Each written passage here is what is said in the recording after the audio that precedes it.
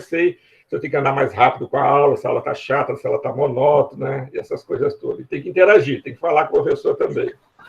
Ô, André, Gabriel, que agora o Wellington, o pessoal pode escrever aqui, mas eu trabalho com 2 telas e eu não trabalho com a de mensagens aberta, não. Tá? Então, o ideal é que vocês falem. Se você mandar mensagem aqui, corre o risco de eu não ouvir. O Wellington, às 6h12, mandou essa mensagem aqui para mim. Tá ok, professor. Vamos lá, Gabriel, você levantou a mão, pode falar. Só para comentar, André, você tinha mencionado aí as campanhas da fraternidade, e eu sou do estado do Rio, mas morei desde pequeno aqui em Juiz de Fora. Eu estudei na Academia, que é um colégio católico tradicional aqui da cidade. E tinha muito tempo que eu não ouvia falar em campanha da fraternidade. E até ali nos cartazes, quando você colocou, eu me lembrei, isso era discutido todo ano no colégio, a gente tinha mais ou menos de 1 a 2 semanas que a gente debatia esses temas. Então, a gente sempre apresentava trabalho, tinha alguma dinâmica, né? Isso era muito presente ali no contexto ali do colégio e do entorno mesmo do colégio. O que acontece hoje, né, que a Igreja Católica, se você pegar aí até 1900, não vou chutar a data correta, não, mas até o final da década de 80, havia uma forte predominância da Igreja Católica. E, a partir dali, começou a diminuir e aumentar as igrejas pentecostais e neopentecostais. Então, a campanha da fraternidade hoje não tem mais a força que tinha antigamente. Mas ainda tem, né? A Igreja Católica, se eu não me engano, ainda é o maior grupo religioso do Brasil. Isso. Essas campanhas são debatidas nas missas, tem cartazes, tem debates. Eu lembro... São pontos importantes, tá? Eu lembro um pouco antes de terminar o ensino médio, eles começaram a ter as campanhas ecumênicas. E aí começou a inserir também as outras igrejas também. Passou as evangélicas, as espíritas, que aí eu acho que já coincide com esse período que você mencionou de queda ali de hegemonia da Igreja Católica. Eu acho engraçado isso, porque eu tive uma vez um congresso no Chile e coincidiu de ser a época que o Papa argentino foi celebrado Papa. Cara, o Chile é 90% católico, como se fosse o Brasil na década de 70. Os jornais, tipo assim, quando tem uma eleição de um novo Papa, tem uma repercussão no Brasil, como tem no mundo inteiro. Mas no Chile era a página inteira. E ele, como o Papa Francisco havia morado lá no Chile, a cobertura era enorme. Ou seja, então, mais ou menos, a Igreja Católica hoje no Chile é o que era no Brasil lá atrás, na década de 70, na década de 80. Hoje já não tem tanto peso. Mas então vamos lá, gente. Parte mais importante, mais sensível do corpo humano, a avaliação, não é o bolso, não. Como que vai ser a avaliação? Vamos debater aqui. Resenhas. Resenhas críticas. Engraçado, eu alterei isso, porque só que eu abri o arquivo errado. Tá, não está certo. Botei resenha, mas aqui embaixo eu coloquei certo. Gente, olhando aqui embaixo, aqui, ó. Resumo crítico. 2 resumos. Pode ser que eu aumente. Aí, se aumentar, eu vou dividir. Tipo assim, é no mínimo 2 resumos. Isso, com certeza, vocês vão fazer. Anotem aí, depois eu vou ajustar aqui, para não perder o foco. Esse resumo tem que ser pelo menos 2 páginas. Eu vou dar artigos para vocês, e vocês vão digitar 2 páginas. Esqueci de colocar aqui, ó. Times New Roman, 12 espaços simples, sem cabeçalho, sem nada, tá? Nem o nome de vocês precisa. Não, o nome precisa. Só põe o nome na primeira linha, resumo do artigo tal, e começa o resumo. Não quero enrolação, não. E as margens, aquelas tradicionais, 3232. Espaço simples, Times New Roman, sem título. O que é o resumo crítico? É um resumo crítico. Vocês vão ler, e aí vocês vão dizer o que vocês entenderam e o que mais chamou a atenção de vocês. Ou vocês podem fazer uma resenha, por isso que eu até tirei o nome resenha, uma resenha estruturada, uma análise crítica, talvez seja um pouco mais difícil, porque vocês não dominam tão bem o tema. Mas um resumo crítico, tipo assim, o que vocês aprenderam, o que vocês pensavam, o que trouxe de novo, o que trouxe de diferente que você pensava, o que você já imaginava que era aquilo, ou seja, é fazer um contraponto àquilo que você já conhece, aquilo que você não conhecia, aquilo como você acha que você pode aplicar, tá? Dentro dos artigos que eu vou dar. Bem simples, vão ser 2 artigos. Um que eu vou dar já para a semana que vem, e aí eu vou dar 1 ou 2 semanas para vocês fazerem. Provavelmente, a gente debate. Amanhã a gente debate o tempo que eu vou dar para vocês. E o outro vai ser na verdade, esse artigo é em relação àquela aula. Aquela aula que é de sexta-feira, que eu tenho que passar o material para vocês. Então, esse artigo é dessa aula, e o outro artigo vai ser da outra aula, que, se não me engano, vai ser de avaliações de políticas públicas. Esse artigo que eu vou passar para vocês, normalmente ele era uma aula de fechamento. Eu não vou dar essa aula de fechamento, mas depois eu vou disponibilizar os slides para vocês. Depois que vocês mandarem a resenha, eu vou disponibilizar o slide. Tá legal? E aí vocês podem até tirar a dúvida comigo. Mas, e aí, deixa eu até usar esse resumo crítico da próxima aula, aí eu vou fazer esse, depois mais um outro, até para explicar qual que é o método que eu vou usar da disciplina. Não estranhe, mas as 2 primeiras aulas e meia vai ser muito simples. Você vai falar, nossa, o professor está usando o manual. Por que eu estou fazendo isso? Eu estou usando pela minha experiência. No mestrado e doutorado, era comum entrar nos artigos já das disciplinas. Só que a administração, né, e economia, eu não tinha tanta dificuldade, porque eu era oriundo da economia, né, e administração, eu fiquei 17 anos em iniciativa privada. Só que políticas públicas é muito diferente, gente. E aí, se eu der um artigo igual esse que vocês vão fazer a resenha sem explicar nada antes, vocês acabam perdendo conteúdo. E aí, o que eu faço? Eu dou uma visão geral de manual, porque o SEC é manual, só que muito enxuta e correndo. E depois a gente vai para os clássicos, tá legal? Nos clássicos a gente vai ver a mesma coisa, só que aprofundado. Aí vocês vão ver uma frase que o cara coloca mamão com açúcar lá do SEC, vocês vão ver que é 1 a 2 páginas do clássico. E vocês leem essa 1 a 2 páginas, não conseguem fazer a ligação, porque o negócio é complicado. Tá? Então, por isso que eu faço essa parte inicial, que vão ser 2 aulas e meia, 2 a 2 aulas e meia, e depois a gente vai entrar nos principais autores do tema de políticas públicas. E essa autora, por isso que eu estou falando que vai ser na próxima aula que vocês vão fazer, porque vocês já vão ter as leituras dessas aulas de hoje. Essa autora, ela já trata, vocês vão ver que a leitura dela é uma leitura bem mais difícil. Mas só que aí, como vocês já vão começar a entender o tema, já fica mais fácil para vocês absorverem. Tá legal? Então, esse é o objetivo. E deixa eu falar uma outra coisa. Tá. Então, é isso. A parte inicial é uma introdução ao tema, para vocês se familiarizarem com os conceitos, depois a gente vai para os clássicos. Beleza? E essas 2 resenhas vão ser de artigos. O primeiro artigo já está definido, o segundo eu não defini ainda. Vou ver o que eu vou fazer. De repente, vou dar um para cada um, não sei. Estou pensando aí no que eu vou fazer. Beleza. E isso vale 4 pontos, e o artigo até 6 pontos. Então, está dando 10 pontos aqui. Tema livre. Sugiro submissão ao caso. Eu não lembro se o edital de vocês tem que submeter. Vocês têm que submeter também, porque vocês entraram agora, né? Vocês assinaram um termo de compromisso, que vocês têm que ter um artigo aprovado em Congresso, não tem? Estão lembrados disso, gente? Então, lembra, vocês têm que submeter. Está lá no termo de compromisso. Todos assinaram. Pode falar, Andrei. O Andrei levantou a mão.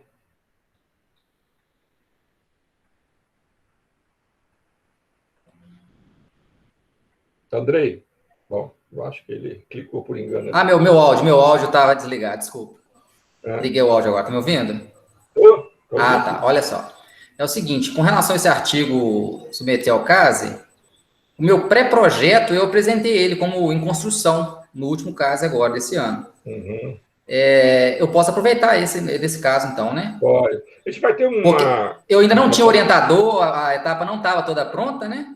Uhum. Mas houve essa oportunidade, eu já fiz a submissão lá e apresentei. Então, eu posso aproveitar, né?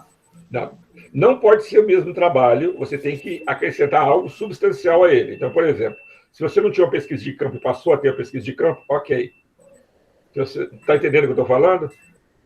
Você não pode pegar um artigo que já estava, por exemplo, no seu caso não é um artigo completo, mas se fosse um artigo completo... Não, em construção. Em construção. Aí ele tem de 4, 5 páginas. Esse artigo aqui, depois eu vou passar para vocês. Ele é de 12, no mínimo 12 páginas. Tá? Depois eu vou passar a configuração para vocês. Ou seja, com artigo de construção não dá, porque são só 4 páginas. Você vai ter que complementar. Ah, entendi. Exato, gente. Então, vocês podem, por exemplo...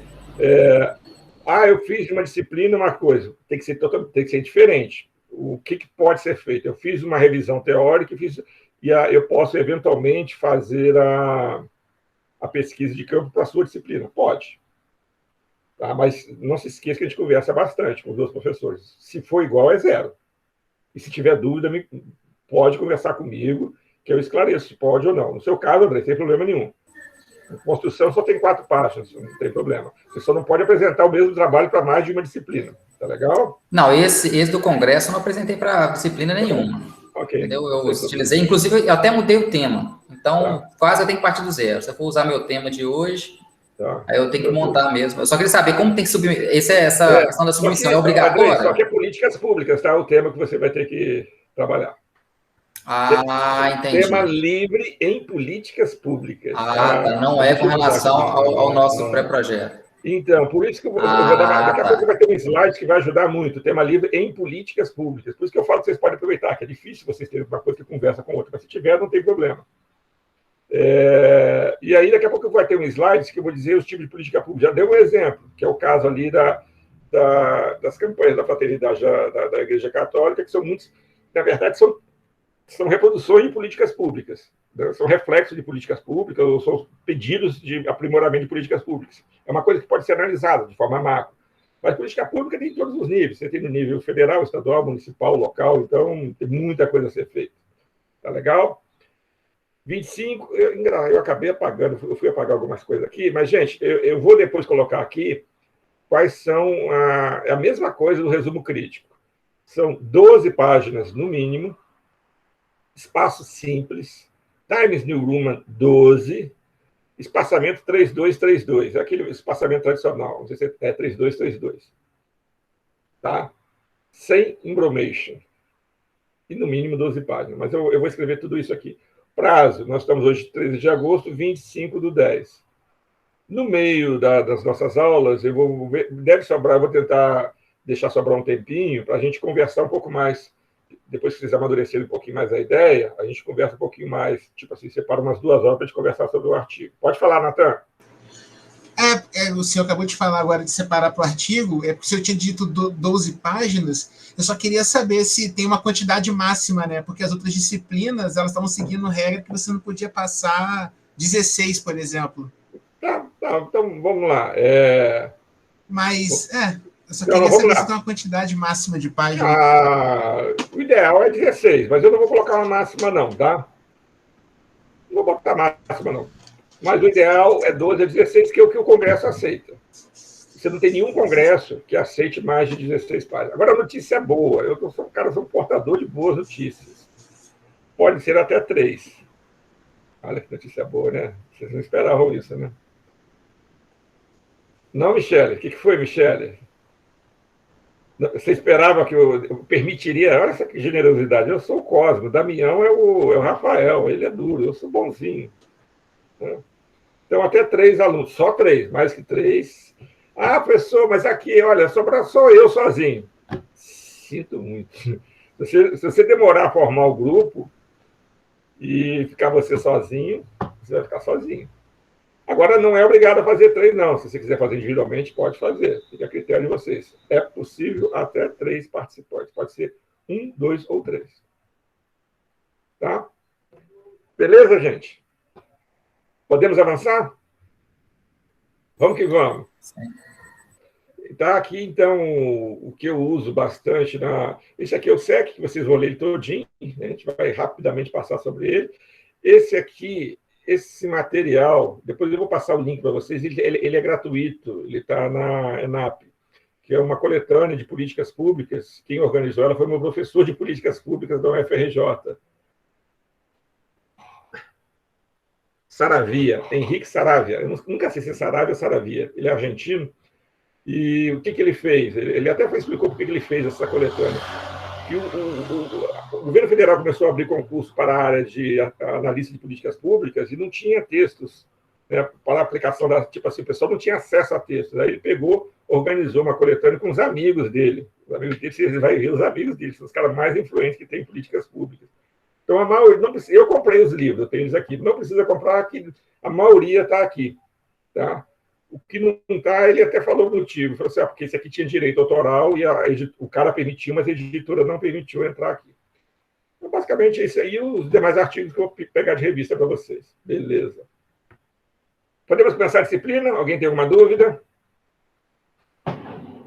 Então, vamos lá. Primeira coisa, a gente tem que... política do Brasil... Quando eu falo política, o que vocês entendem? Política. Fala aí, um conceito rápido. Nem todos ao mesmo tempo, senão estamos duas. Negociação. Isso, é negociação, tem a ver com Brasília, tem a ver, né, com o Congresso Nacional, um debate, com tomar lá da cá. Isso é o conceito de política que a gente conhece. Quando a gente fala políticas, a gente fala, são vários políticos juntos. E isso é um problema semântico. Isso é importante vocês saberem, porque na maioria dos textos vai ter essa dificuldade. Eu acho que o texto fala sobre isso, né? Então, policy é políticas públicas. E aí, o que você vai achar nos textos em português? Você pode achar o termo política, políticas, somente políticas, as políticas. Quando o cara fala as políticas, ele está falando de policy. Né? Quando ele fala, às vezes tem autor, só de sacanagem, ele fala a política. Mas não é a política do jogo democrático que ocorre nos congressos, né?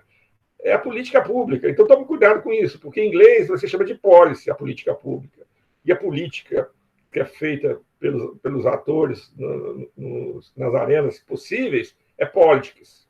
Tá? Então, só para vocês entenderem isso. Quando estudamos políticas públicas, o autor normalmente apresenta esse termo em inglês, pois eles são mais claros do que a palavra política. Então, às vezes, o cara está escrevendo em português e vai colocar policy. Botou policy é políticas públicas. Tá? Então, está aqui. A explicação bem rapidinho. Aí, eu gosto de fazer um comentário aqui, né, do que é a política, né? E quando a gente fala em política, não é só no Brasil, é no mundo inteiro. O pessoal arrepia, as pessoas não gostam, falam que ela é suja, que é muita corrupção, é muita sujeira, jogo baixo. Gente, é tudo isso aí, mais alguma coisa. No Brasil e no mundo. Talvez o Brasil seja um pouco pior, ou o Brasil esteja nos países em que a política realmente tem que tampar o nariz para poder acompanhar, mas ela é necessária. O que é a política? Atividade ligada à obtenção e obtenção e manutenção dos recursos necessários para o exercício do poder, ou produzir uma solução pacífica de conflitos relacionados a decisões públicas. Gente, a política é o que, às vezes, você fala, mas, poxa, que acordo ridículo. É a política do possível. Uma solução pacífica, mesmo porque... Você sabe o que vem depois da política? Tem uma frase famosa de 1883. Quando a política falha, a guerra nada mais é do que a continuação da política por outros meios. Então, se você acha a política ruim, a guerra eu acho que é um pouquinho pior, para dizer muito pior. Né? Hoje eu estava vendo no noticiário a quantidade de refugiados que tem pelo mundo, a quantidade de guerras que tem pelo mundo. Por que esses lugares têm guerra? Porque a política falhou. Você tem guerra hoje no Afeganistão, os talibãs estão chegando lá em Cabul. Você tem guerra na Síria, você tem guerra na Etiópia, você tem guerra no Sudão do Sul. Na Ucrânia, estado de guerra permanente. Né?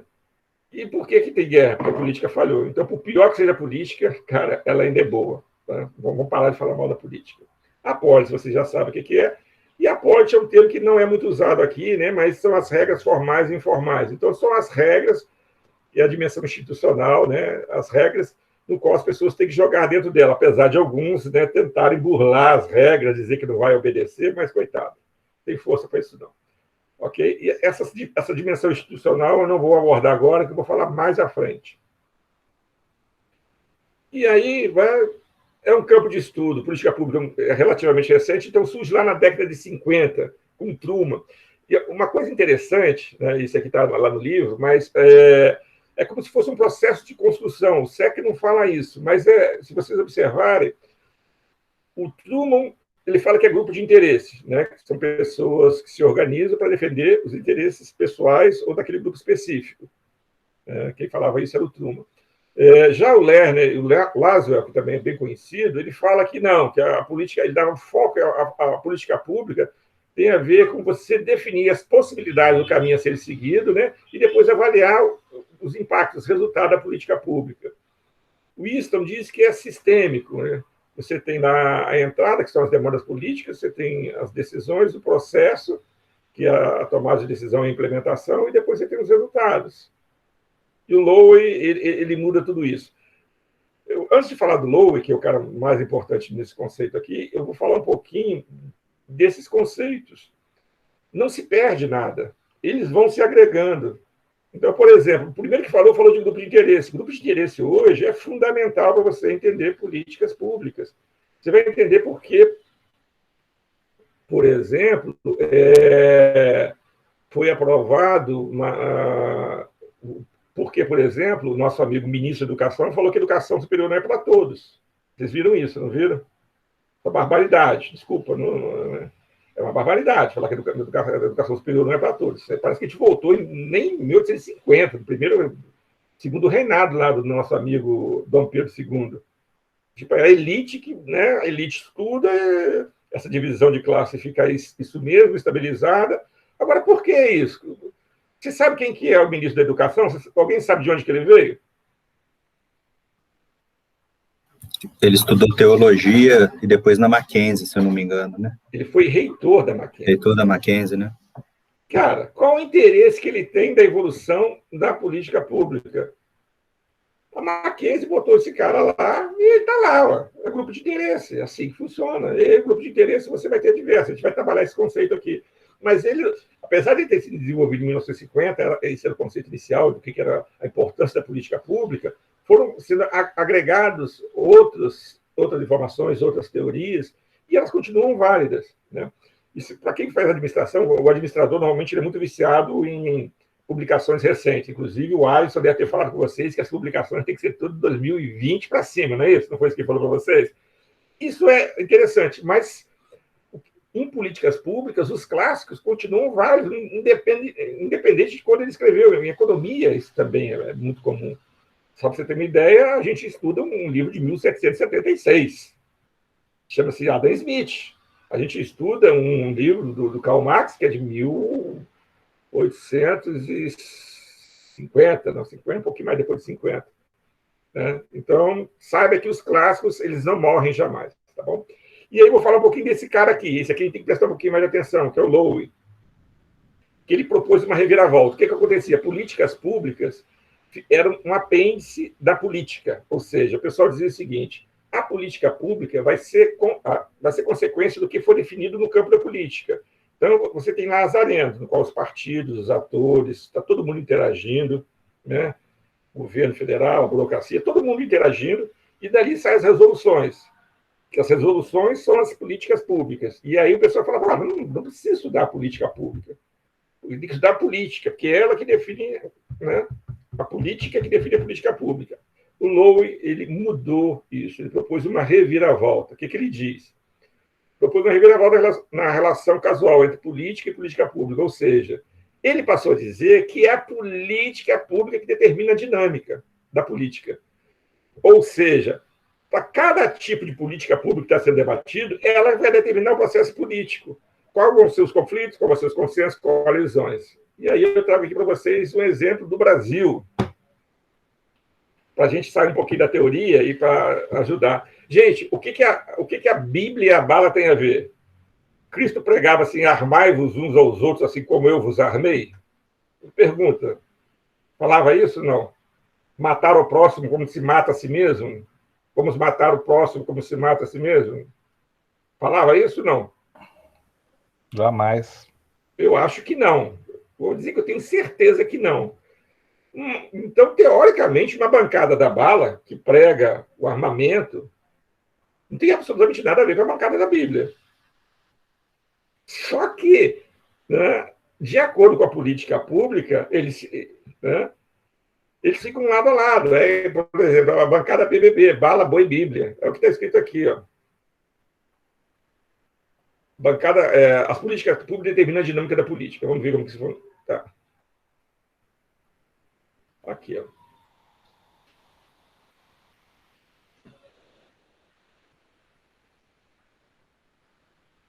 E aí eles se uniram. Tipo assim, ó, politicamente não tem nada a ver. Um quer matar e o outro quer salvar a alma.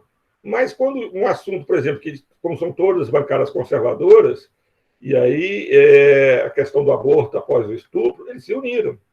Uma que é mais fácil de entender, então, a bancada da Bala, Boi e Bíblia, a Bala e Boi dá até para entender. Agora, Bala e Bíblia fica um pouquinho complicado. Agora, esse aqui é mais fácil ainda, para você ver como que é a política pública que define a política. Mudança no fundo partidário, une PT e PSDB, de um lado, e PSL e PSOL de outro. Veja como cada deputado votou, tá? Então, isso aqui foi em 2017 e isso aqui foi agora mais recente, 2019. Ou seja, o que Lowe fala é exatamente isso. De acordo com a política pública, os atores vão se organizar e vão se aliar, vão ter consenso, vão ter conflito.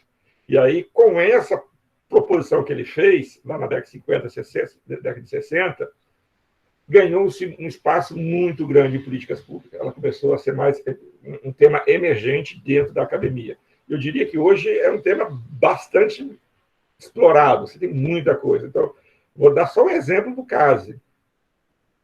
Vou falar só para vocês, tá? Não espalha não, tá, gente? Por favor. O CASE, ele tem várias áreas temáticas. Eu, por exemplo, sou responsável pela área de desenvolvimento local e urbano. Você está vendo que eu já migrei de novo, né? Políticas públicas, já estou em desenvolvimento local e urbano. Tem uma área, e eu já fui diretor científico do CASE, que dá tranquilamente para você fazer um spin-off, ou seja, se criar um outro congresso, que é a área de administração pública, né, que é políticas públicas, gestão pública de uma forma geral. Porque tem muito conteúdo, tem muita gente escrevendo, tem muita gente pesquisando sobre o tema. E políticas públicas é uma das maiores áreas dentro da administração pública. Então, é isso, beleza. Vamos lá agora, avançando aqui. E aí, tá, aqui, gente, vai ser um bizu. Essa figura aqui estava no livro? Nem lembro se estava ou se eu que criei. Estava não, né? Eu que criei para facilitar para ver como eu sou o cara. Eu sou o Cosme, o Damião não sou eu não, tá, gente? Cosme, Damião é o Rafael. Vamos lá. Então, o que é políticas públicas? Políticas públicas, ela é multidisciplinar. Então, você tem várias áreas, campos do conhecimento que vão dar subsídio para as políticas públicas. Então, qual a sustentação? Começa ali pela ciência política, que a política pública nasce da ciência política, mas você não vai conseguir compreender a fundo políticas públicas se você não souber também economia. Porque, se não tivesse problema econômico, você não precisava de políticas públicas. Eu sou graduado em economia. E qual é o conceito de economia? Recursos limitados, como que é? Recursos escassos, necessidades ilimitadas. Já ouviram falar essa frase? Quem fez administração deve ter ouvido, né? Ou quem já fez a disciplina. Recursos escassos. Eu não tenho para todo mundo. E eu não tenho para todo mundo, mas todo mundo quer um punhado de coisa. E aí eu tenho que fazer essa gestão. Política pública não é diferente. Eu tenho recursos escassos, eu tenho que entender a melhor forma de alocação desse recurso para agradar da melhor forma possível, atender da melhor forma possível a sociedade, tentar maximizar, melhorar essa distribuição. Então, você precisa muito da economia. E você precisa muito da sociologia, que é o comportamento em grupo, né? Que a política pública é uma ciência social. Ela não é uma matemática, ela não é ela depende demais de como os grupos se organizam, como que eles reivindicam, né? Como que é a interação entre eles. Então, essas três áreas do conhecimento elas são a base das políticas públicas, mas também a gente precisa do direito, né? Se a gente imaginar o Estado ele é baseado no conceito weberiano, né? Você já deve conhecer, né? Você pode fazer só o que está escrito, né? Está fora da lei, não dá para fazer, senão você recebe um processo pelas costas. Psicologia social, que é você entender o indivíduo na sociedade. Então, você precisa saber dessas percepções. Como funciona a máquina pública, como funciona a prefeitura, o governo do Estado, as secretarias, os ministérios, né? Como que se dá isso, né? E para você entender dessa máquina, você precisa da teoria das organizações. Você tem várias organizações. Além da administração pública, você tem os grupos, você tem os partidos, tudo isso são organizações. Essa engenharia aqui, eu suspeito, eu não tenho certeza, eu tenho que perguntar para o SEC, eu suspeito que, porque você, para a política pública, você depende muito de obra, então você precisa da engenharia. Só isso justifica, tá? Mas olha só, aqui, gente, tem um punhado de do que vocês... A gente pode até conversar um pouquinho. Aqui tem um punhado de dicas do que pode ser feito em termos de trabalhos de artigo. O que nós temos, por exemplo? Política urbana, vamos aí. A maioria é Juiz de Fora, quem não é de Juiz de Fora conhece. E como ele é um centro regional, eu vou usar os exemplos de Juiz de Fora, que é uma cidade que eu conheço bem, e que também é um centro regional que vai ter bastante coisa para falar sobre isso aqui. Juiz de Fora tem política urbana, né? E aí você vai ver ela onde eu, por exemplo, vou estudar, mas é no como chama aquele... Meu Deus do céu, eu falo o nome disso toda hora, eu acabei de ler um artigo agora sobre isso. Como chama aquele negócio que a prefeitura tem que ter? Plano diretor. Plano diretor. Onde está a política urbana? Então, o plano diretor é no campo municipal ali, que vai dizer, olha, o tamanho das habitações, como que ela tem que ser, os zoneamentos, se não vai ter, tá? Reforma agrária, isso aqui é mais no nível federal. Política ambiental, mais no nível federal, mas você pode ter algumas questões também no nível local. Preservação do patrimônio, política de turismo, eu posso ter no nível local uma política de turismo. Educação básica, com certeza, isso aqui... Eu estou falando no nível local, porque, eventualmente, vocês podem, se vocês quiserem fazer uma pesquisa empírica, o ideal é trabalhar com nível local. Tá?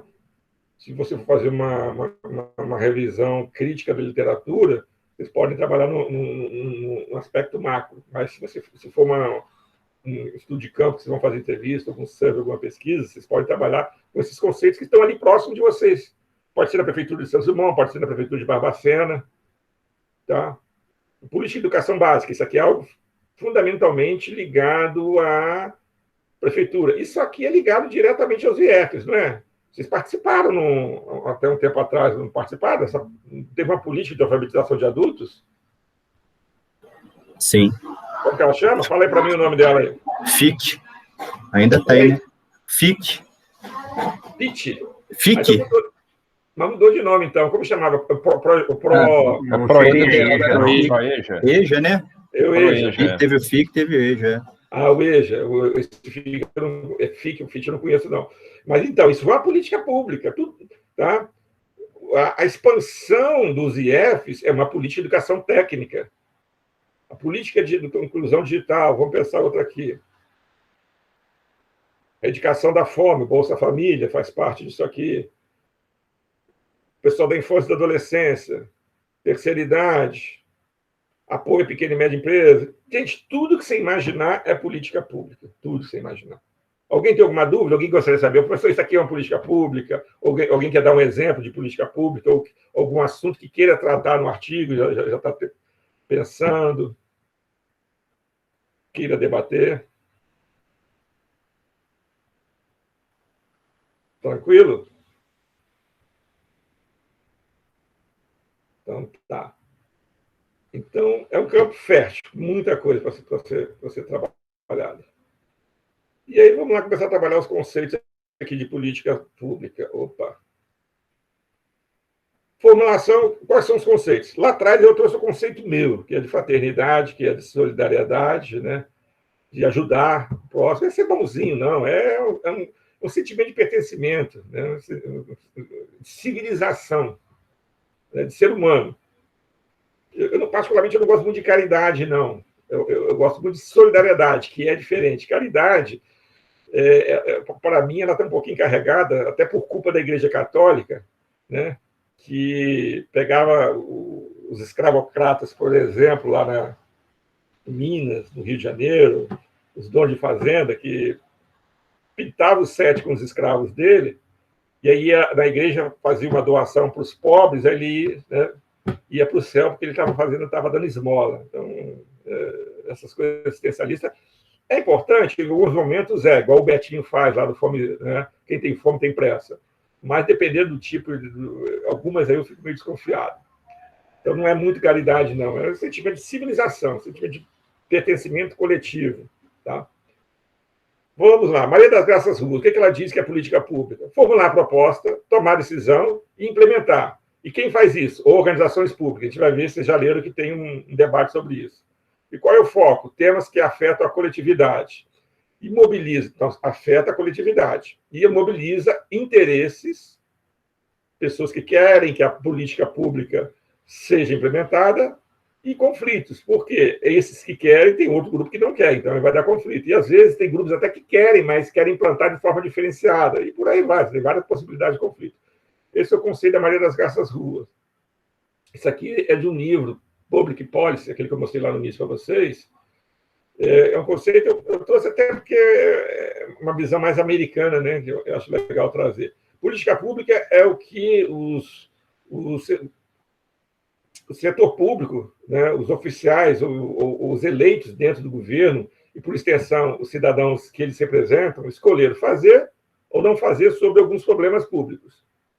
O problema público se refere a uma condição que o público amplamente percebe ser inaceitável e, portanto, requer intervenção.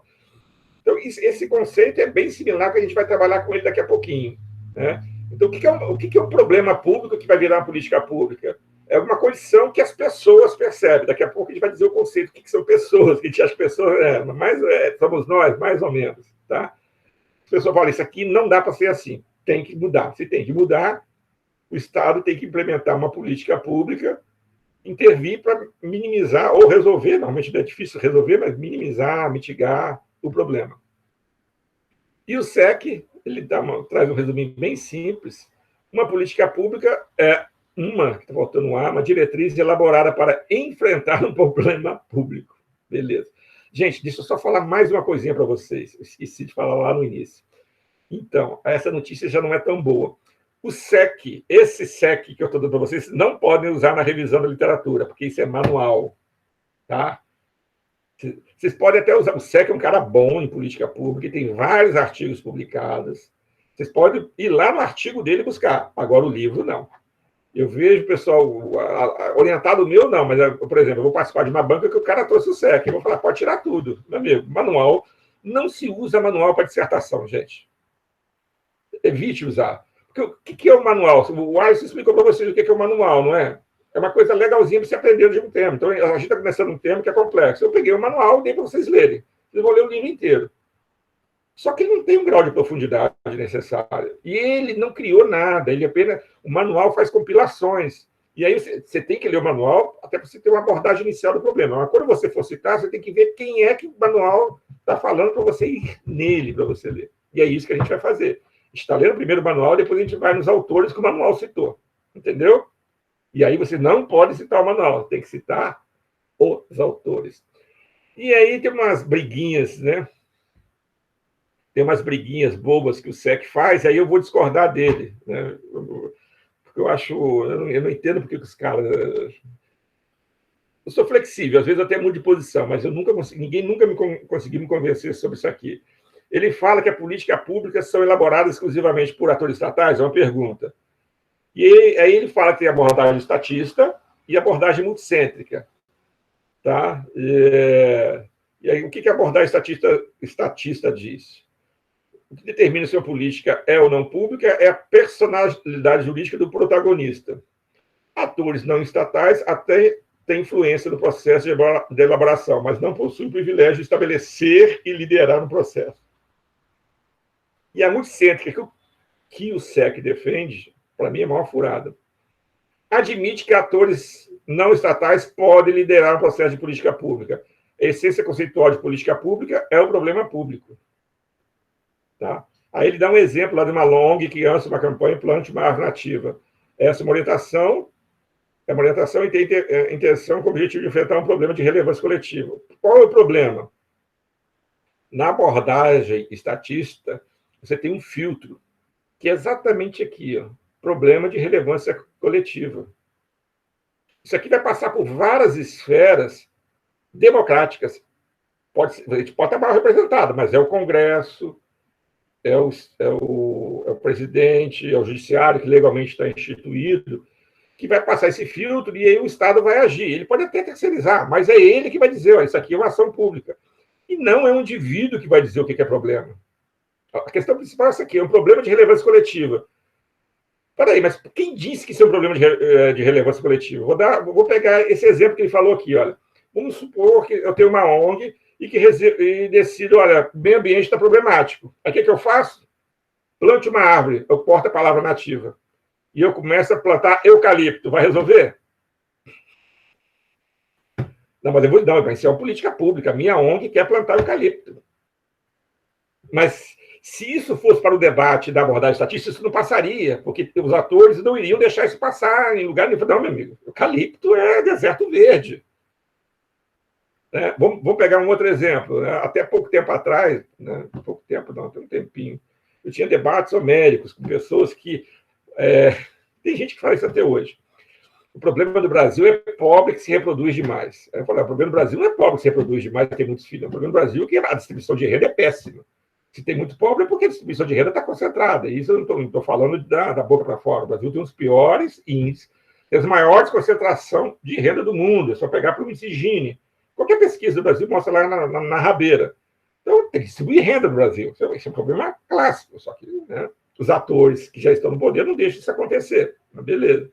Mas aí tinha gente que... já teve ONG que fez isso. Pode até não ser ONG, mas do tipo assim, começar a ir para as comunidades e fazer cirurgias em mulheres para não ter filhos mais, entendeu? Já teve... É uma política pública para reduzir a pobreza. Laqueadura, não sei o termo que se usava, para que a mulher não tivesse mais filho. Já teve gente fazendo... Peraí, meu amigo, isso não é problema. Não, eu acho que isso é um problema. Essa é a questão essencial. Você definir o que é um problema é algo muito sério, porque um grupo pode ter interesse ou pode ter uma visão que não é uma visão da coletividade. E o Estado, ele pode até escolher a visão errada, mas como se diz, o sistema ele é feito para fazer esses filtros. O que o sistema é filtrar, meu amigo, é o que nós temos. É o sistema democrático.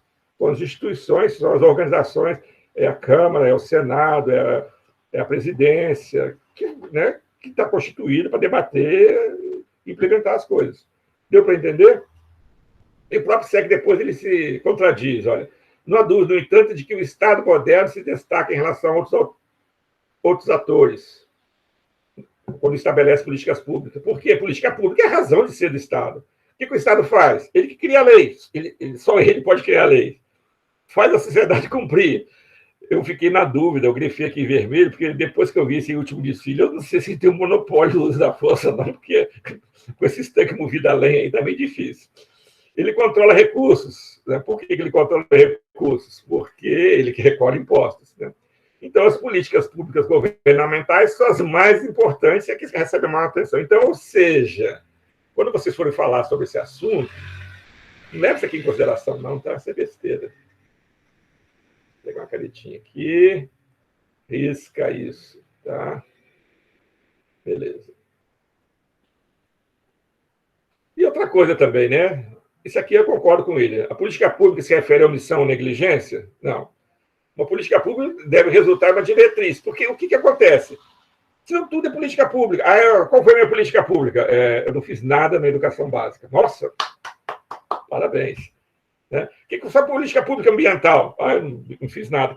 Esse governo, por exemplo, ia ter a melhor política pública ambiental do mundo. Né? Porque não fez absolutamente nada. O André, diga. Só uma dúvida. Quando eu li essa parte do texto, aí eu não sei se é porque eu também já estava influenciado, porque eu também tinha entendido que antes, eu também não tinha concordado com o SEC em relação à política pública ser feita pelo privado. Mas e se essa omissão ela for algo intencional, com método e deliberado? Ele poderia ser visto como uma política pública? A política pública pode ser algo. Não. A política pública Gabriel, o que você está levantando realmente, eu já parei para pensar nisso.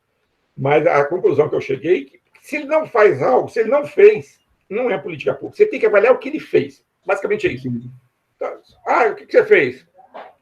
Eu não investi na educação. Não, eu investi. Então, você não fez nenhuma política pública. Porque senão a gente vai ficar debatendo. Dá para entender o que você está falando. É que deliberadamente ele não quis fazer aquela política pública. Se ele não botou dinheiro, não fez nada, não é política pública. E olha só, uma coisa, aqui nesse texto aqui do americano, do Kraft Furlong, ele fala o seguinte, ele não está dizendo aqui, escolhe fazer ou não fazer sobre o problema público, mas ele não está dizendo que quando ele escolhe não fazer, é política pública. Tá? Ele está dizendo que ele não vai fazer a política pública, deu para entender? Não, entendi. Beleza. Tá. Alexandra, você queria falar?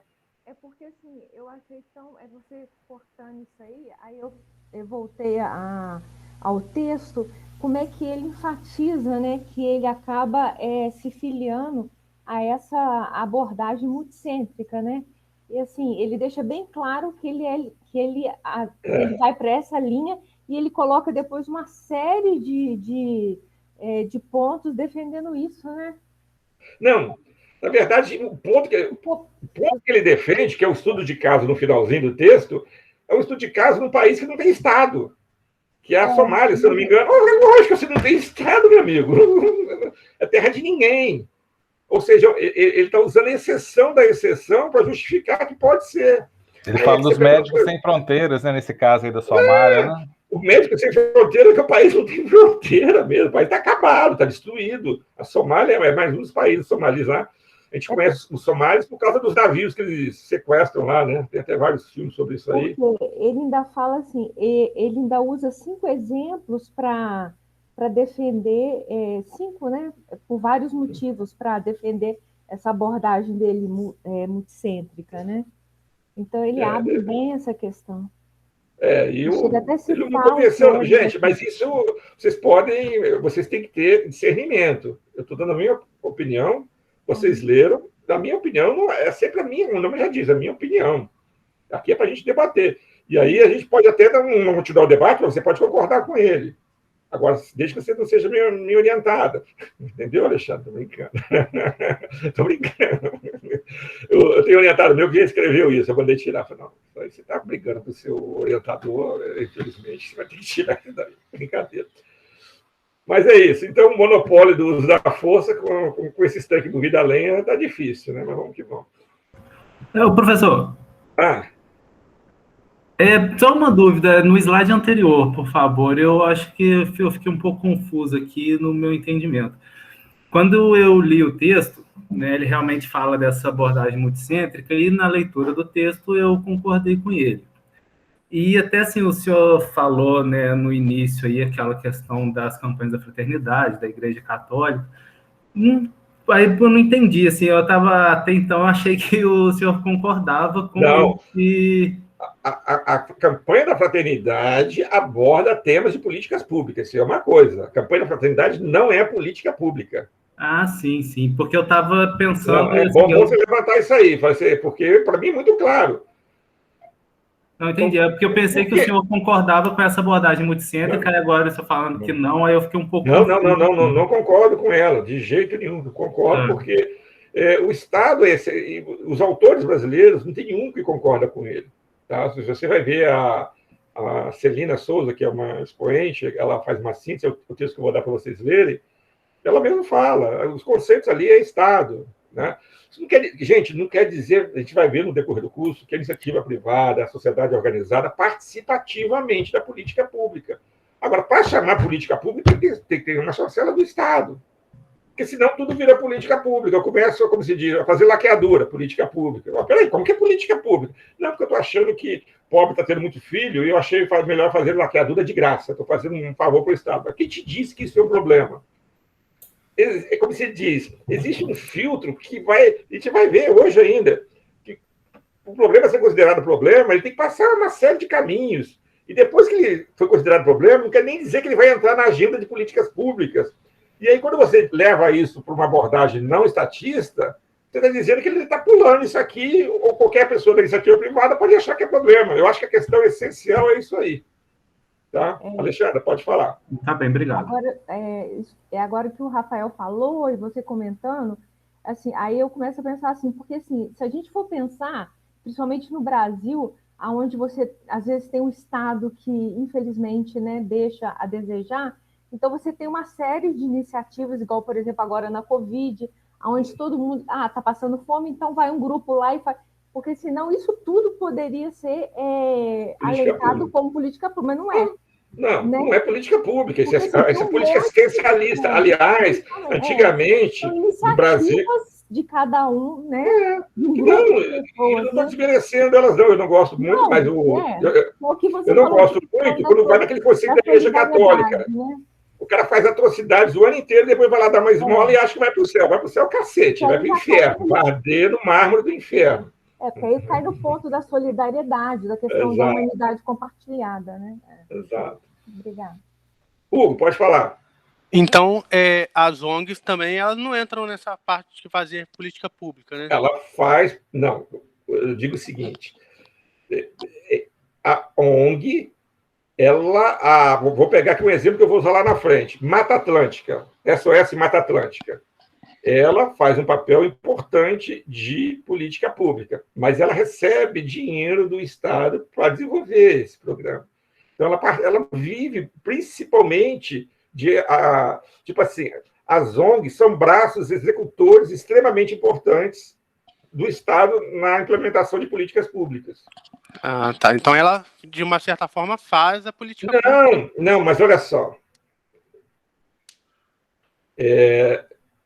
Elaboradas. Não, ela não pode ser elaborada. A questão, ela participa, e às vezes participa até mais que o Estado. SOS Mata Atlântica. Mas quem vai elaborar, quem vai dizer que isso é uma política pública, é o Estado. Ele vai dizer, isto é uma política pública. Pode não dar dinheiro nem nada, mas ele que vai dizer, olha, vou te dar uma isenção, vou fazer isso, vou fazer aquilo, porque isso é uma política pública. Eu não posso fazer algo e chamar de política pública. Não posso. Para mim, na minha concepção, só o Estado, por causa de suas instituições que fazem um filtro democrático para saber as demandas da sociedade. Senão, aquilo que eu falei, o cara vai fazer laqueadura e vai dizer que é política pública. O cara vai plantar eucalipto na Mata Atlântica e vai dizer que é política pública. Deu para entender? Entendi. Obrigado. Aí eu acho, só para um comentário rapidinho, isso que o Hugo perguntou, eu acho, então, quando você falou isso, seria o seguinte, então passa por uma normatização do Estado, né? A política pública, de uma certa forma. A política pública é toda normatizada. Ela é toda normatizada. Ela não pode... Ela não é informal, não. Exatamente. O Estado é bem burocrático, então não vai ter nenhuma política... A política pública, no caso, por exemplo, de ONG, é uma política pública de incentivo de ONGs para trabalharem na manutenção da Mata Atlântica. Aí você lança um edital. O edital é a principal forma de você trazer atores da sociedade para atuar em política pública. Ou OCIP, né? Eu não sei como funciona bem o OCIP, mas Organização de Sociedade Civil, Interesse Público, uma coisa assim. E aí elas podem fazer todo o trabalho, mas o Estado vai definir, no edital vai dizer, tem que fazer isso. Não pode plantar eucalipto, tem que ser mata nativa, tem que fazer isso, tem que fazer aquilo. Tem que dar um mínimo de diretriz, é isso que eu estou falando. Natan, além do Natan, alguém mais levantou a mão? Deixa eu ver aqui. Tem a Sabrina e o Natan. Eu tinha levantado, mas você já explicou, já. Ah, então tá. Sabrina, quer falar alguma coisa? O Natan acho que está na frente, professor. Não, ele falou que já falou, já. Não, ainda não foi quem falou, acho que foi o Andrei. Ah, tá bom. Então vamos lá. Pode falar, Natan. É que nessa parte do material, ele tinha falado da diferença entre política pública e política governamental, né, no caso. Então, não existe diferença, assim, quando você está vendo pela abordagem estatística, não existe diferença do que é uma política pública e uma política governamental. Eu fiquei com um pouco de dúvida nessa parte. Do que classificar o que é política pública e o que é governamental. Olha, quase tudo que o Estado faz, a maioria, não vou dizer quase tudo, a maioria das coisas que o Estado faz é política pública. O que você tem é política pública de Estado, eu acho que o livro fala sobre isso, depois a gente vai detalhar mais, política pública de governo. Política pública de Estado entra governo, sai governo, a política está lá. Ela está enraizada e ninguém tira. Então, por exemplo, renda mínima, que é onde está inserido o Bolsa Família, era uma política pública de governo, que começou lá com o Fernando Henrique, e foi ampliada pelo governo do Lula, e a direita odeia esse programa de renda mínima, odeia. Só que hoje não é mais uma política de governo, é uma política de Estado, porque, inclusive, agora vai mudar, vai chamar todo mundo quer ser pai. O Temer queria ser pai, o presidente atual também vai até mudar de nome. Ele odiava esse programa, eu odeio esse programa. Mas ele não tem mais força, porque hoje é uma política de Estado. Então, quase a política de governo, da maioria das coisas, é política pública. Então, quando ele estabelece uma lei, é uma política pública. Quando ele faz uma obra, é uma política pública. Quando ele faz o orçamento, é um dos principais instrumentos de política pública. Então, basicamente, quase tudo que o Estado faz é política pública. Beleza, professor. Wellington, você quer falar? Professor, e quando empresas como Magazine Luiza ou Chico Rei fazem cotas raciais para vagas de emprego, seria o correspondente aí ao que tem no... Não, é responsabilidade social que estou fazendo, que é um termo bonito que está sendo usado agora. Não é obrigada a fazer, ela está fazendo porque quer, mas isso não é política pública, não. Ela faz ela pode... Por que não é? Porque ela pode acabar com ela amanhã, entendeu? Está fazendo hoje, mas isso é responsabilidade social. Ela acha que é importante ter a diversidade na sua organização, porque a diversidade... Ela não está fazendo isso por caridade, ela está fazendo isso porque já tem pesquisadores... Muita coincidência essa pergunta. Hoje saiu o resultado, não sei se alguém viu. Eu vi pelo New York Times que saiu o primeiro resultado do censo americano. Alguém chegou a ver isso aí? Os Estados Unidos está deixando de ficar branco e está ficando latino e asiático. Tá? Ou seja, a população branca está diminuindo e a população de latinos e asiáticos está aumentando. E isso é isso que vai acontecer com a sociedade. E aí você tem que se adaptar. Né? Então, você tem que integrar essas pessoas. Né? E, como se diz, a mão de obra vai ser essas pessoas, no médio e longo prazo. Né? Então, quando você faz isso, você está se antecipando ao tempo, é estratégico isso. Não é por caridade. A diversidade, aí eu costumo falar dos programas de trainee, quando eu dou aula de gestão de pessoas para meus alunos, programa de trainee, na maioria das vezes, tem um erro grave, né? Algumas já estão até corrigindo, que é pegar o cara formado na melhor universidade, com nível de inglês, com experiência internacional. Aí você mora num país pobre e você contrata alguém da elite, que é classe média alta para cima. É classe média alta para cima que entra nesses programas de trainee. Eu vou falar da Ambev, da Unilever, que são os principais programas de trainee. E aí acontece o que aconteceu com a Unilever. Tem que fazer um produto para pobre, que a maioria dos produtos no Brasil é para pobre, tem que mandar o cara fazer um estágio na favela, na comunidade, que ele não sabe o que é pobre. Tem que apresentar um pobre para ele. Se você tivesse diversidade, seria mais fácil. Ou seja, você tem que ser o reflexo da sociedade. Né? Então, quando a Magazine Luiza faz isso, ela está trazendo a sociedade para dentro dela, que aí ela consegue interagir melhor, ainda mais sendo comércio. Né? Não é política pública, é responsabilidade social e uma visão estratégica. Sabrina, você quer falar? Quero sim, professor. Eu fiquei super confusa. Eu li o texto e compartilho um pouco da opinião do Rafael. Na hora, assim, achei legal. Falei, pô, que democracia, que legal, né? As organizações privadas são também, né? Fazem política pública, enfim. E aí agora me deu um nó, assim, na cabeça. Então... Não, pode falar.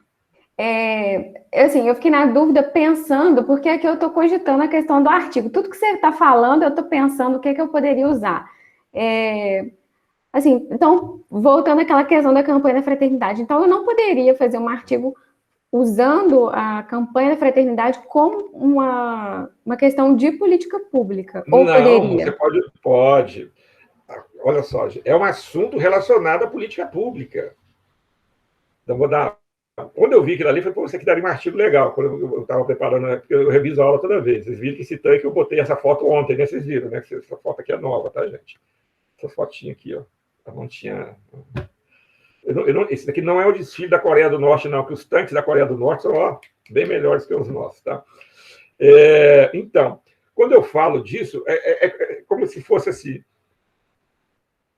Como que a Igreja Católica, ou a CNBB, se antecipa a questões de políticas, problemas que viram políticas públicas. Deu para entender? Você poderia pegar um caso específico, não é uma política pública, mas ela está muito relacionada com políticas públicas. Por quê?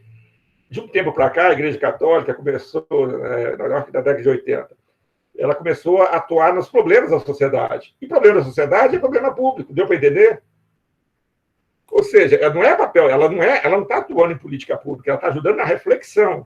Então, ela trouxe algumas... Eu te falei, você pode pegar uma coletânea, vou dar um exemplo de artigo, você pega 3 ou 4 campanhas e, tipo assim, ela foi feita em tal época, até essa época tinha isso, depois passou a ter isso.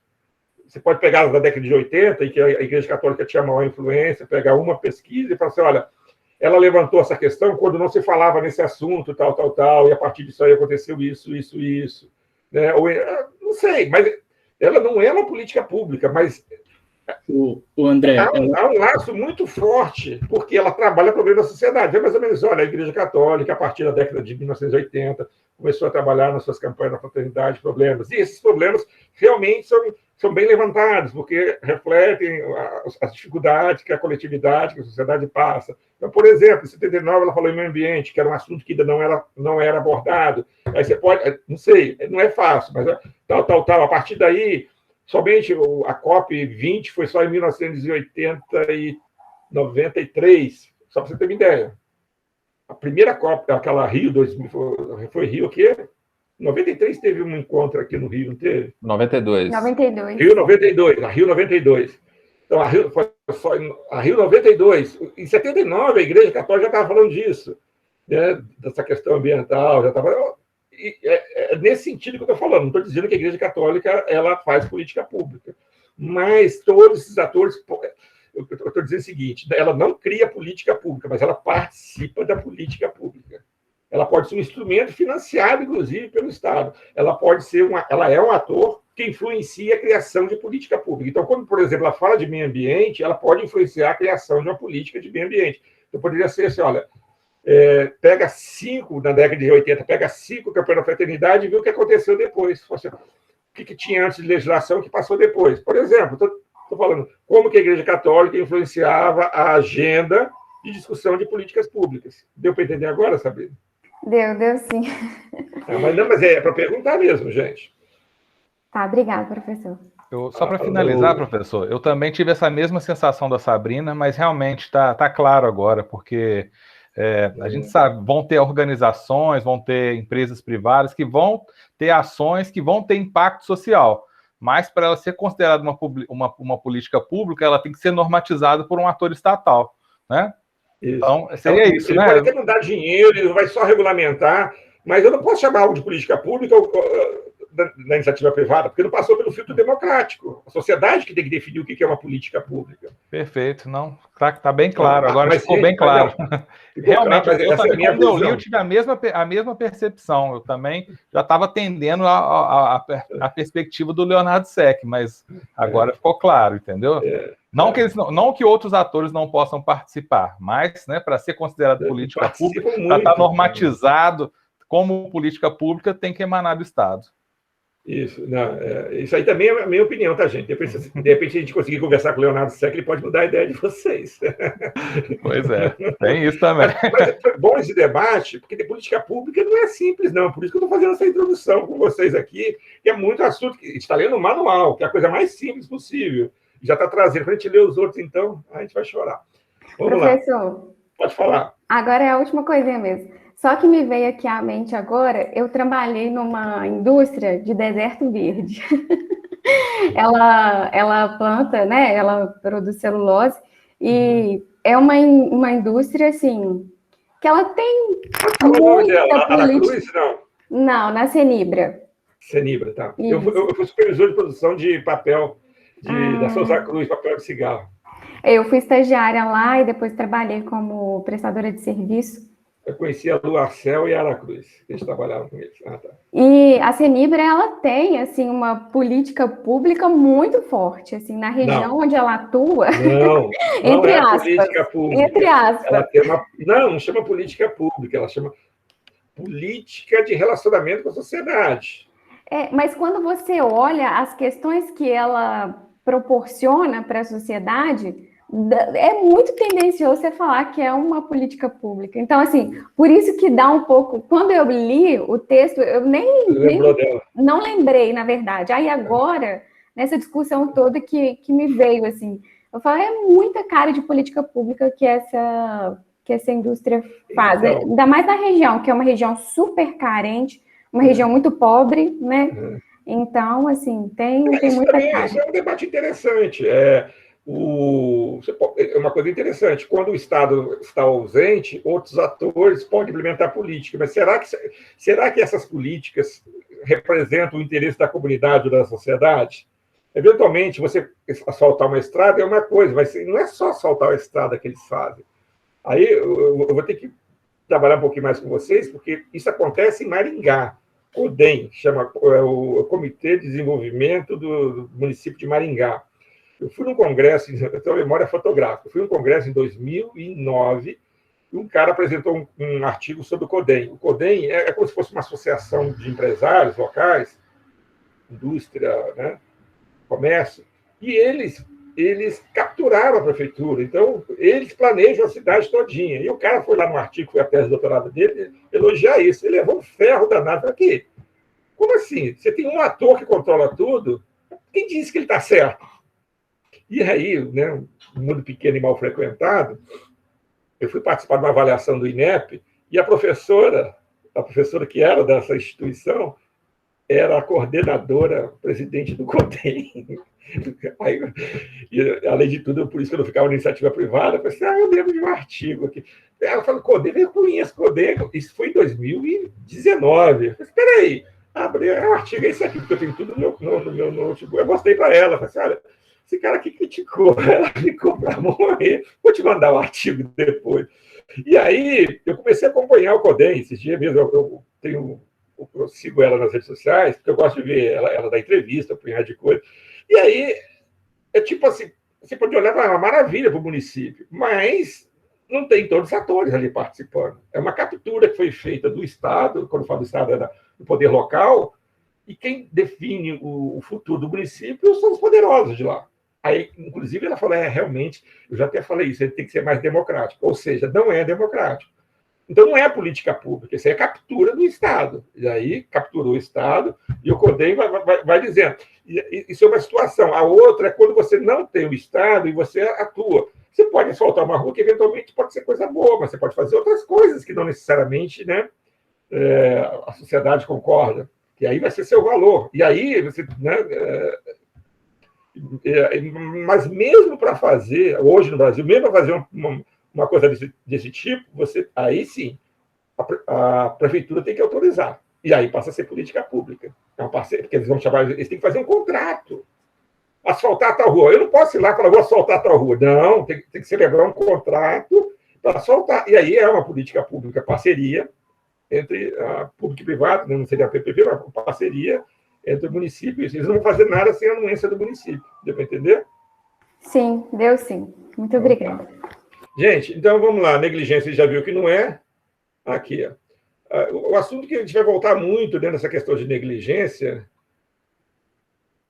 é o aborto, né? Porque é um assunto muito polêmico. Eu, particularmente, tenho uma posição, não vou debatê-la aqui, porque é um assunto complicado e ninguém decide. Aí o que acontece? Senadores defendem que o Congresso e não o STF decida sobre o aborto. Porque o que acontece no Brasil muito é que quando há omissão, há vácuo de poder. E quando tem vácuo de poder, alguém ocupa. E aí vários assuntos estão indo para o STF, a gente vai ver isso mais adiante, porque não está sendo deliberado. Então, omissão não é. Tá? E aí, o que eles definiram? No Brasil, aí o que decidiu foi o STF. Já teve um tempo atrás, 2019, teve outro, mas acho que foi 2016, não sei.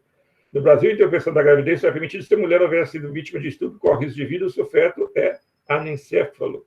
E, se eu não me engano, é até 3 meses. Não, 3 meses porque é questão médica. Só que isso aqui, quem definiu, não foi o Congresso. Quem definiu isso aqui foi o STF. Mas por quê? Tinha omissão.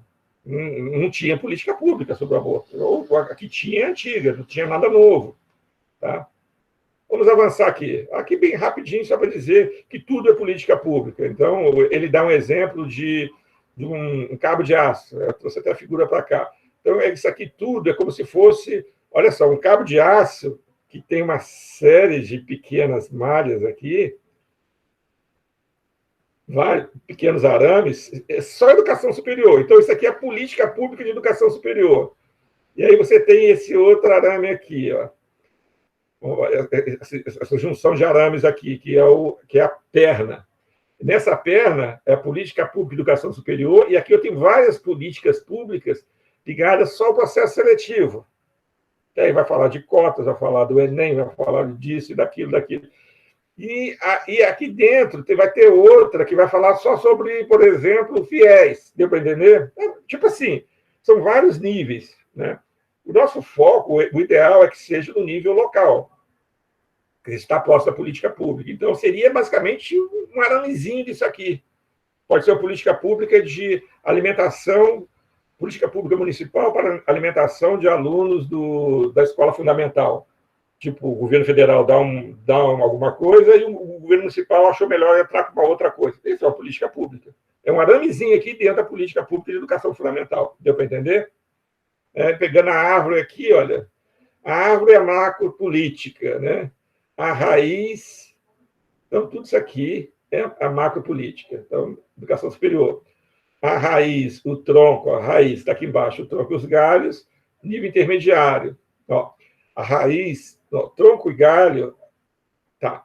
As políticas de nível intermediário, os galhos, está digitado errado. A árvore é a macropolítica, a raiz, tronco e galhos, as políticas de nível intermediário, e as folhas, aqui não é galhos não, tá, gente? E as folhas e frutos, nível operacional.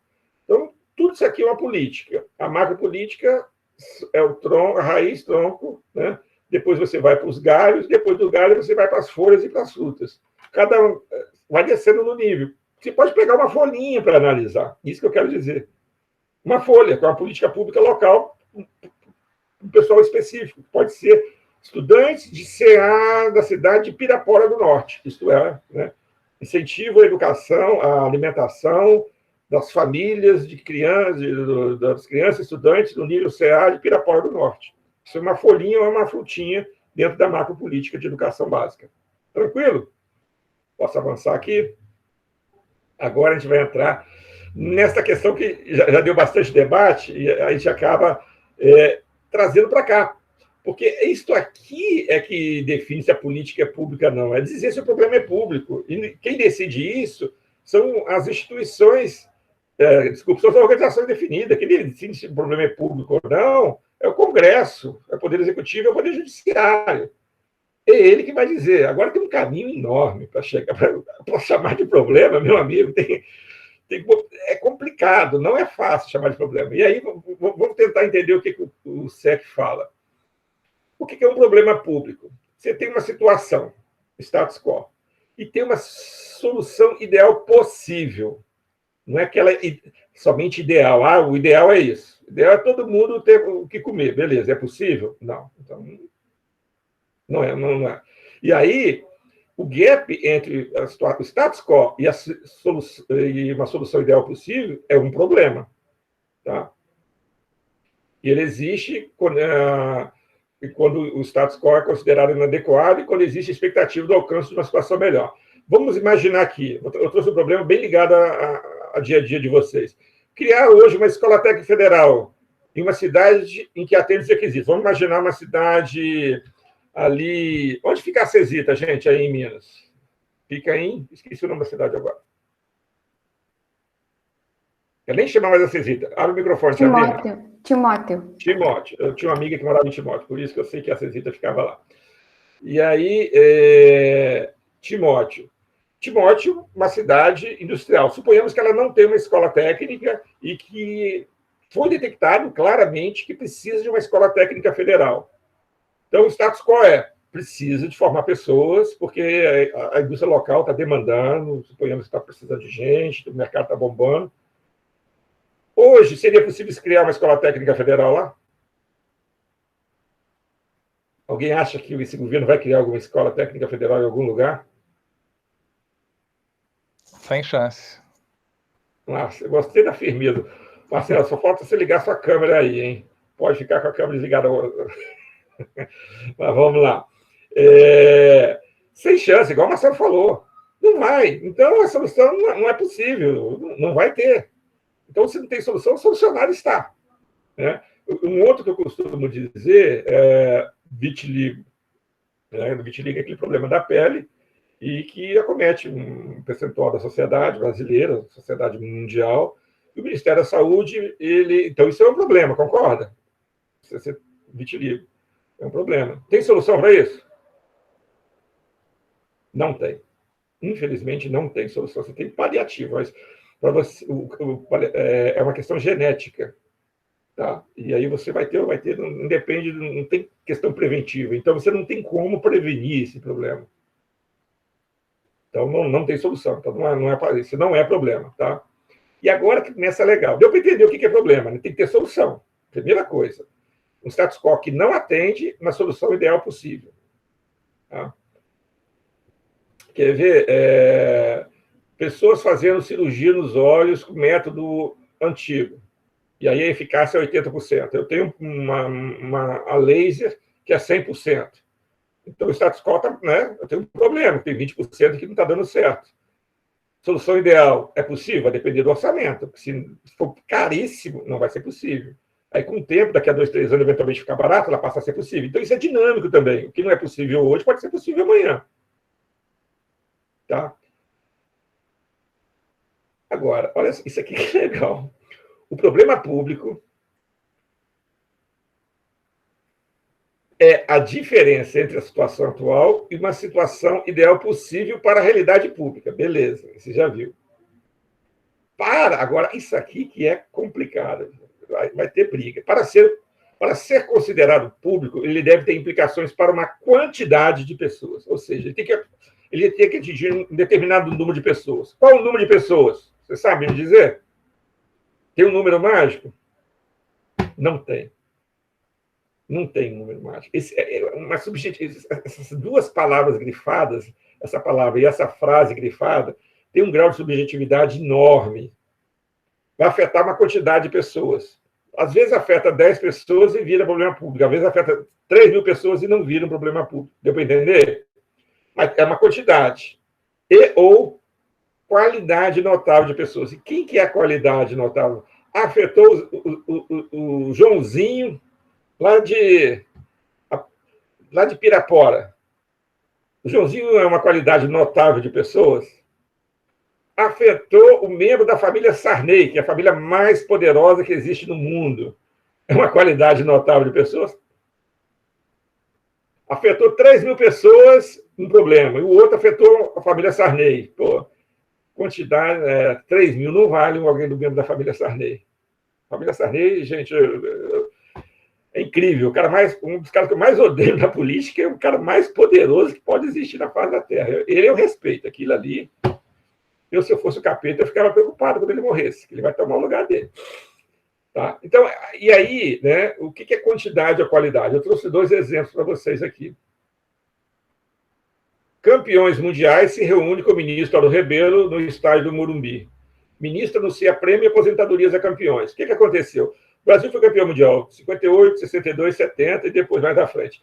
Questão que em 58, 62, 70, o futebol não era tão profissionalizado igual é hoje. Então, aquelas pessoas que deram muitas alegrias para o brasileiro lá, aumentou a autoestima do povo, muitos deles começaram a passar dificuldades econômicas. E aí, o governo, olha só, depois de 5 anos, o governo aprovou um projeto de lei que paga aposentadoria aos jogadores que participaram das 5 conquistas pela seleção brasileira.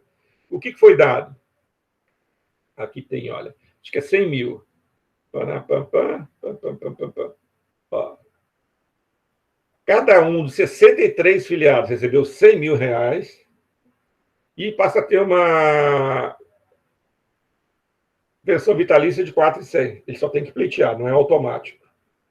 Sabrina, você discordou. Eu estou vendo que a Sabrina discordou. Eu concordo plenamente. E aí? A maioria discorda. Gente, cara, isso aqui representou o Brasil. Isso foi motivo de euforia em 58, 62. Isso é como se diz. Se fala, uma nação precisa de heróis. Tanto é que existe uma coisa chamada panteão de heróis. Então, você tem lá Zumbi dos Palmares, você tem Duque de Caxias, é bem democrático, Marechal Deodoro, vários lá, Dom Pedro I. E, querendo ou não, o futebol é a paixão nacional. E essas pessoas foram lá e conquistaram títulos, e colocou o Brasil na eminência, e os poderes constituídos entenderam que é uma quantidade, olha aqui, ó, uma qualidade notável de pessoas. 63. Vai fazer diferença para a Previdência Privada? 4.100 por mim? Não vai. 100 mil? Não vai. E é como se diz o seguinte, é um resgate da nação. Fala assim, olha, a nação cuida das pessoas que foram seus heróis. Você vai dizer que o jogador de futebol não é herói. Pode não ser para você, para 90% é. Porque aqui a gente não está falando de indivíduo, a gente está falando de sociedade. A sociedade como um todo, né? E quem aprovou isso aqui foi o Congresso e depois foi aprovado pelo Executivo e o Judiciário não questionou. Ou seja, as instituições aprovaram essa política pública. Não é uma política pública. Ô André. Aqui eu estou dando um exemplo, só um pouquinho, Marcos Vinícius. Aqui eu estou dando um exemplo do que é qualidade notável de pessoas. Eu tenho 63 pessoas que vão receber uma benesse que pouquíssimas pessoas recebem. Pode falar, Marcos Vinícius. Não, é só uma opinião pessoal. Assim, eu acho que seria mais justo se fosse um salário mínimo, né? Mas, enfim. Não, eles fizeram muito pela nação. 4.100 tá de bom tamanho. Esse aqui provavelmente foi o maior... Deixa eu ver quando foi isso aqui. Isso aqui provavelmente foi... 2013. Isso aqui foi o teto máximo da contribuição, do pagamento, entendeu? Aposentadoria. Não, entendi. Provavelmente foi o teto máximo. Natan, pode falar. Eu acho que isso entra, até colocando outro exemplo, daquele apoio aprovado pelo Congresso americano para os socorristas do 11 de setembro, não é? Também. Gente, uma nação... mas aí nem se compara, né, gente? Não, eu tô falando assim, caso... Eu tô dizendo assim, que é justo você pagar o socorrista, mas, pô, jogador de futebol, pelo amor de Deus, gente. Não, vamos combinar, né? Não, gente, aqui a gente não vai dizer se é justo ou não justo. Aqui não vai ter essa votação, mas foi aprovado e eu acho que é justo. Hein? Agora, se você ficou chateado com isso, Elaine, deixa eu só mostrar então aqui, olha. Se você ficou chateado com 63 pessoas, você vai ficar muito mais chateado com isso aqui, ó. De uma sessão da lei que concede pensão vitalícia para Laís de Souza. Ela estava competindo pelo Brasil, ela sofreu um acidente, né, nas Olimpíadas. Não, mas isso aí é legal também. Isso aí foi até julgado ilegal depois, porque é uma lei para uma pessoa específica. Não sei, né? A lei precisa ter universalidade, né? Tá. Aí, no caso... Isso eu não sabia. Mas, vamos lá, de qualquer forma, aquilo que eu falei, a tríade, né? Passou no Congresso, passou no Executivo e ficou ali. Por isso que a política pública tem que passar na tríade ali. Essa aqui não passou, foi até você falar isso. Eu não sabia que não tinha sido aprovado. Mas, em determinado momento, os representantes da sociedade, que é o Legislativo e o Executivo, acharam que era uma qualidade de pessoas que merecia uma diferenciação, que até a lei não permite, depois do que você está falando aí. E eu vou ser sincero, concordo também. Gente, ela estava representando o Brasil, ela estava em treinamento nos Estados Unidos para a Olimpíada de Inverno, que o Brasil não tem tradição, ela é uma das primeiras pessoas a fazer isso. E foi nada. Agora também, né, a Sabrina, se ela não concordou lá atrás, aqui, então você vai morrer. Nossa Senhora! Alguém levantou a mão? Alguém queria falar alguma coisa? Já falou, né? Professor. Oi, não, eu queria falar que essa questão, a gente está recém-saído da Olimpíada, acho que tem uma questão também, que são as comunidades, né? Os jovens se espelham nesses campeões Gente, perfeito, e ficam ali, muitas vezes saem da... Estimulados, isso sai da criminalidade. Sai da violência, sai daquela coisa. Gente, isso é exemplo, gente. É como se fala, é herói. Isso tem valor simbólico. Uma nação não se constrói só com coisas palpáveis, do enfermeiro que foi lá e salvou a vida, não. Uma nação precisa de valores simbólicos. Né? E vamos deixar os outros ganhar dinheiro. Deixa ele ganhar, não tem problema, não. Isso que a Elaine falou, eu lembrei exatamente... Foi bom, Elaine, porque eu vou até reforçar esse exemplo. Quando estava... Eu não sei se é quando eu estava preparando a aula, eu lembrei como que essas pessoas influenciam, como que os esportistas influenciam. Então, por exemplo, quando eu era criança, o Brasil, eu sou nascido em 67, né? Aí vocês não tinham nascido mesmo. Em 78, o Brasil foi terceiro lugar no campeonato de basquete. E aí a gente improvisava a quadra para jogar basquete, para brincar de basquete. Queria ser o Marcel, que arremessou. Ou seja, a gente era levado para o caminho do esporte, que é um caminho saudável, que é um caminho legal, essas influências. Aí você vê aí o pessoal que nasceu na comunidade e via que outras pessoas venceram, e, pô, isso, em suma, são coisas que hoje o Brasil ganhou medalhas de ouro lá, por causa. Eles foram tirar foto com ela aí, eu me espelhei em você. Tá? Mas, gente, eu não posso ficar falando, não, porque isso é opinião minha, e aí eu tenho que falar tecnicamente. E aí, vou falar agora a quantidade de pessoas. Às vezes, quanto que é quantidade? Também é muito relativo. Então, aqui, o que está escrito aqui, ó, para uma quantidade de pessoas. Aqui é o Reagan, né? Quem já viu o documentário Roger Me, do Michael Moore, ele fala da cidade natal dele, que chama-se Flint. Lá era o berço, fica do lado ali das cidades americanas do Michigan, né? Perto de Detroit. E era berço do automobilismo americano e mundial. E com as maquiladoras mexicanas, essas indústrias acabaram se mudando lá para o México. E aí virou cidade fantasma, Flint. Então a cidade ficou com, sei lá, 30 mil desempregados. Aqui é o último carro sendo produzido na linha de produção da GM. O Ronald Reagan, que é um liberal, aí é o estilo de política dos liberais, menor participação do Estado, ele foi visitar essa cidade.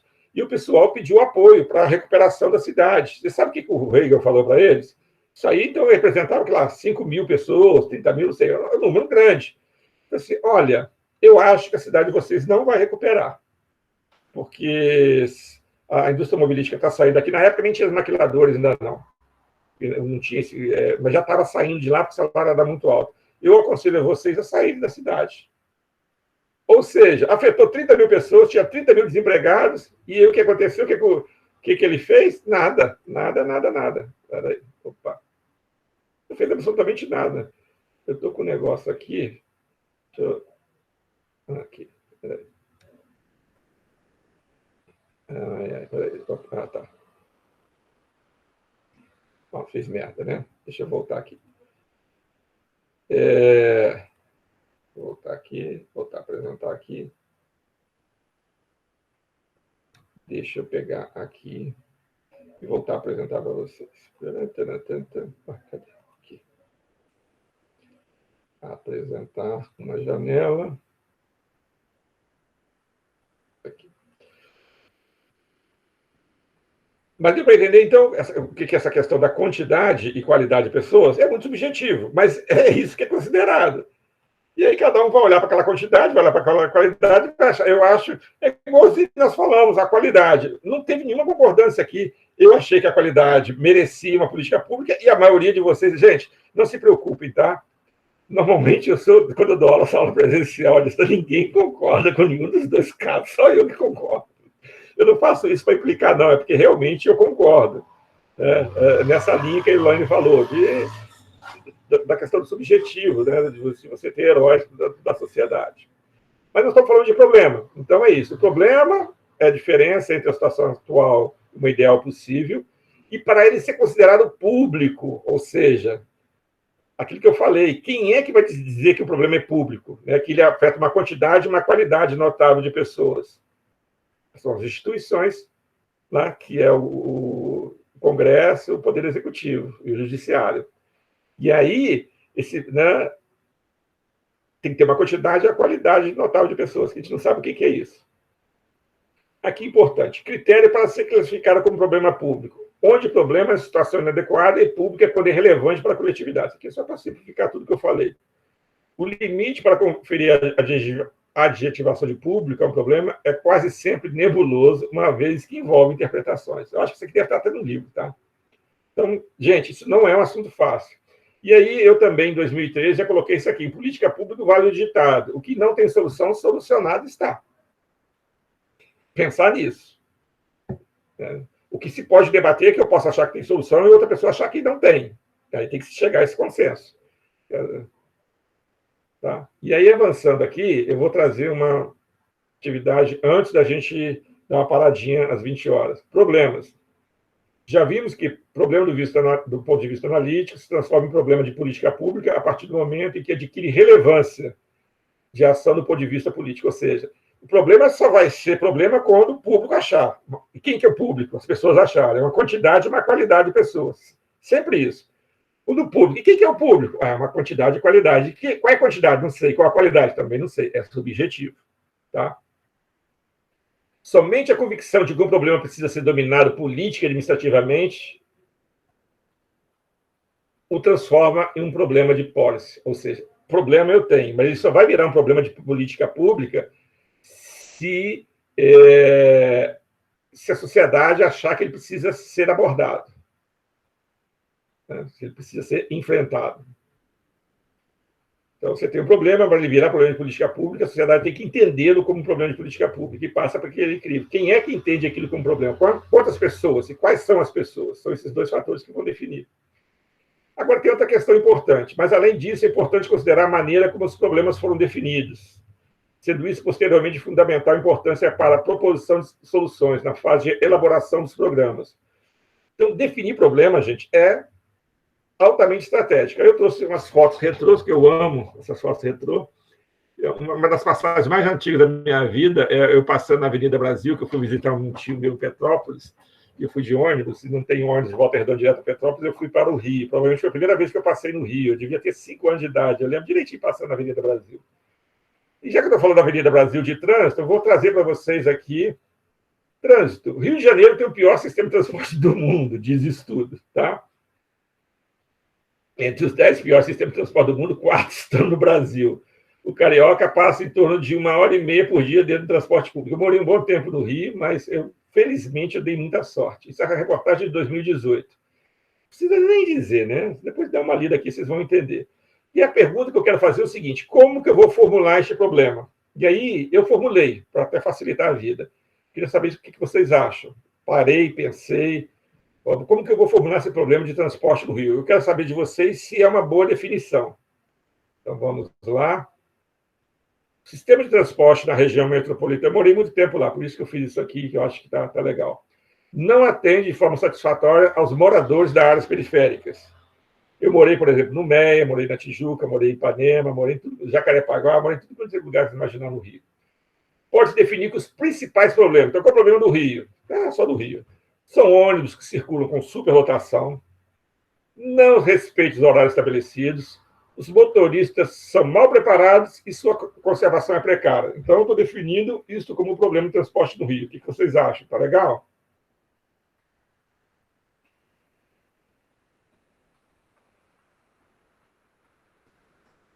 A falta de ônibus por parte da empresa também seria um Pode ser problema.